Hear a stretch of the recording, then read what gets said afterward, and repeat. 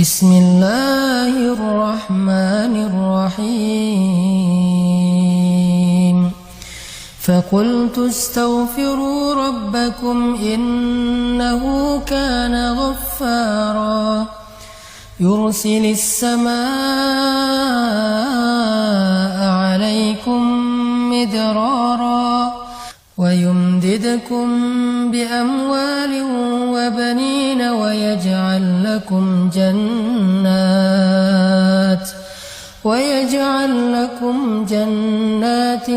wa yaj'al lakum anhara. Sadaqallahul azim. Assalamualaikum warahmatullahi wabarakatuh. Teman-teman semuanya, sobat zakat yang dirahmati Allah Subhanahu wa taala. Kita ketemu lagi dalam program Tausiah Kebahagiaan Ramadan bersama dengan Rumah Zakat. Hari ini kita akan bahas tentang keutamaan istighfar. Karena istighfar itu adalah salah satu zikir yang sangat ajaib di antara sekian banyak zikir-zikir yang istimewa dalam Islam. Bahkan kalau kita baca sejarah, Allah selalu mengganti satu ujian atau satu musibah dengan kebaikan itu karena istighfar. Ketika Nabi Adam beristighfar, maka Allah mempertemukan beliau dengan istrinya yang sudah berpisah sekian puluh tahun. Ketika Nabi Yunus beristighfar, maka Allah menyelamatkannya dari perut ikan sehingga kembali bisa berdakwah di muka bumi. Ketika Nabi Musa beristighfar, maka Allah Subhanahu wa taala memberikan kepadanya rezeki di daerah Madian dan menurunkan kepada beliau banyak kebaikan-kebaikan. Ketika Nabi Muhammad SAW beristighfar, maka Allah Subhanahu wa taala memberikan kepada beliau kemenangan-kemenangan dakwah. Makanya di dalam Al-Qur'an Allah mengatakan, "Idza jaa nasrullahi wal fath wa ra'aitan nasa yadkhuluna fi dinillahi afwaja fasabbih bihamdi rabbika wastaghfir." Dan beristighfarlah, maka Allah akan berikan kemenangan itu berlipat ganda. Kemenangan itu beruntun, bukan hanya satu kemenangan. Makanya membahas tentang istighfar ini artinya kita membahas tentang kunci kesuksesan dan kebahagiaan hidup. Di dalam surat Nuh yang tadi saya baca, Allah Subhanahu wa taala menyebutkan beberapa keistimewaan dari istighfar yang sifatnya urusan dunia. Karena amal soleh dalam Islam itu selalu berdampak dunia dan akhirat, bukan hanya akhirat. Jadi kalau kita ngomongin amal soleh dalam Islam, kita bukan cuma ngomongin tentang pahala akhirat, bukan cuma ngomongin tentang surga neraka, bukan cuma ngomongin tentang kehidupan setelah mati, tapi kita juga ngomongin kehidupan kita di dunia.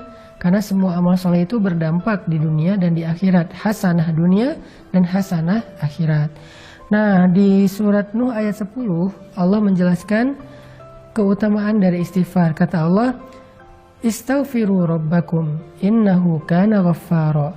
Mintalah ampun kepada Rabb kalian dengan istighfar, dan Allah itu Maha Pengampun, Ghaffara, yang artinya Allah itu nggak pernah ngitung-ngitung dosa kita kalau kita udah istighfar. Mau sebanyak buih di lautan, mau sebanyak bintang di langit, mau sampai memenuhi langit dan bumi, kalau kita istighfar sekali aja dengan tulus dan ikhlas, maka Allah Subhanahu wa taala akan mengampuni semuanya sekaligus. Fala ubali, kata Allah dalam hadis qudsi, aku nggak peduli berapa banyak dosa dia. Itu namanya Ghaffar. Atau Ghaffar juga berarti kalau kita melakukan dosa, lalu kita beristighfar, minta ampun, Allah ampuni. Besok kita ulangi lagi dan minta ampun, Allah ampuni lagi, dan seterusnya. Jangan berputus asa meminta ampun kepada Allah, karena Allah aja nggak pernah berputus asa mengampuni dosa kita. Yang penting kita jangan mempermainkan Allah. Gimana mempermainkan Allah? Kita beristighfar, tapi kita nggak serius pengen ninggalin dosa. Kalau kita beristighfar dan nyesel banget dengan dosa kita dan serius pengen ninggalin dosa itu di kemudian hari, tapi ternyata kita lemah lalu melakukannya lagi, istighfar lagi, melakukannya lagi, istighfar lagi, tapi selalu menyesal, selalu tulus, selalu pengen berubah, maka Allah Maha tahu isi hati hambanya dan Allah pasti mengampuni dosa-dosanya. Karena Allah Ghaffara. Jadi berkali-kali berbuat dosa, berkali-kali minta ampun, berkali-kali Allah ampuni. Itu satu keutamaan dari istighfar. Nah, lalu yang kedua apa? Keistimewaan dari istighfar, terutama dalam urusan kehidupan kita di dunia. Kata Allah, yursilis samaa'a 'alaikum midrara. Allah akan mengirimkan air hujan dari langit kepada kalian mengucur deras. Apa maksudnya? Ternyata kalau kita ngerasa kekeringan, kita merasa kemarau panjang, cara meminta hujan kepada Allah itu adalah dengan beristighfar. Kalau kita coba tafsirkan kalimat ini dalam makna yang lebih luas, ini juga berarti tentang masalah rezeki. Jadi siapapun yang merasa kekeringan, sumber rezekinya, usahanya nggak maju-maju, atau pekerjaannya nggak semakin baik, karirnya nggak naik-naik, maka banyak-banyak istighfar. Sehingga Allah akan mengutus rezeki kepada kita. Yursil, Allah yang akan mengirimkan rezeki itu kepada kita. Bukan kita yang mengejarnya, tapi rezeki yang mengejar kita. Keren ya? Jadi orang yang rajin istighfar, rezeki akan mengejar dia, akan mendatangi dia, bukan dia yang mendatangi rezeki. Karena kalimat ayatnya, yursilis sama'a alaikum midrara, akan dikirimkan oleh Allah hujan dari langit kepada kalian secara deras, mengucur deras. Jadi rezeki itu datang kepada kita tuh ngucur deras seperti air hujan. Kebayang nggak jumlah air hujan? Bukan setetes dua tetes, ngucur deras sampai bahkan kadang-kadang saking derasnya dan nggak ketampung banjir di mana-mana. Seperti itulah rezeki yang akan datang kepada orang yang rajin istighfar. Bukan dicari, tapi dia yang mencari. Terus apalagi? Wa yumdidukum bi amwalin. Lalu Allah akan madad itu menjulurkan, madad itu memberikan.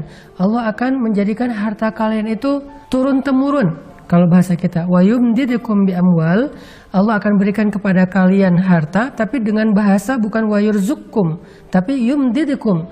Allah akan berikan harta kalian itu bisa bermanfaat dalam waktu yang lama, dalam waktu yang panjang. Artinya kayak 7 turunan kalau bahasa yang sering kita dengar ya. Ternyata orang yang rajin istighfar, hartanya akan bermanfaat sampai 7 turunan, sampai anak-anak cucunya. Dan dia akan bisa menikmati harta itu dalam waktu yang lama. Ada orang yang dikasih harta sebentar, habis, kemudian dia akan lapar dalam waktu yang lama. Tapi orang yang rajin istighfar, gak kayak gitu. Allah yang akan mendatangkan, Allah yang akan menghantarkan. Atau juga bisa ditafsirkan kata ulama, yumdidukum itu Allah sendiri dengan tangannya mengantarkan harta itu ke rumah kita. Kemudian wabanin wa yaj'al lakum jannat wa yaj'al lakum anharo. Allah akan berikan keturunan. Nah, ini buat yang masih jomblo nih. Karena ngomongin keturunan juga berarti ngomongin pasangan, satu paket ya.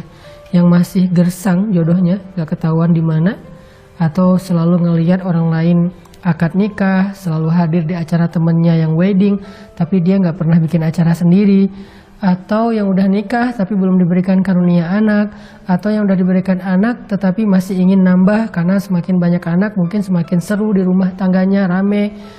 Nah, rahasianya adalah istighfar. Banyakin istighfar. Dan Allah punya cara sendiri untuk memberikan apa yang Allah janjikan. Yang penting kita nggak boleh ragu kepada janji Allah Subhanahu wa Ta'ala. Coba istighfar. Ya Allah, saya kayaknya udah siap untuk nikah nih. Tahun ini kayaknya harus jadi Ramadan terakhir saya sahur sendiri. Istighfarin aja 1 bulan. Siapa tahu belum beres Ramadan juga udah nikah temennya, bukan kita. Atau mudah-mudahan kita, atau tahun depannya, atau Allah lebih tahu kapan itu. Yang jelas istighfar. Kemudian wa yaj'al lakum jannatin wa yaj'al lakum anharo. Allah berikan kepada kalian kebun-kebun, Allah berikan bagi kalian sungai-sungai yang mengalir. Maksudnya apa sih? Kehidupan yang layak. Karena kebun dan sungai ini dalam konteks ayat ketika dia turun di zaman dulu, itu artinya kelayakan hidup, punya rumah yang nyaman, punya lingkungan yang nyaman, punya keluarga yang nyaman, yang bahagia, punya harta yang terus mengalir, punya pekerjaan yang baik, punya kehidupan yang sempurna, yang semua orang akan merasa iri kepada dia.